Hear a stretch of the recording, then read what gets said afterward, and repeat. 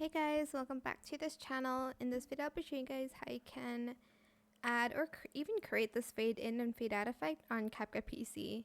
You can either go to the animation section and go to the in animation and select the fade in one. You can even adjust the duration here. You can also select the out and then add in the fade out one.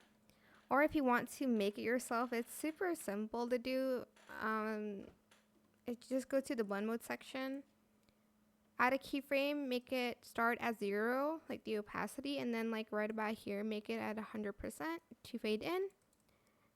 To fade out, add another keyframe here, and then make it 100% first, and then turn down the opacity to 0%. Those are just both ways to create the fade in and fade out effect on CapCut.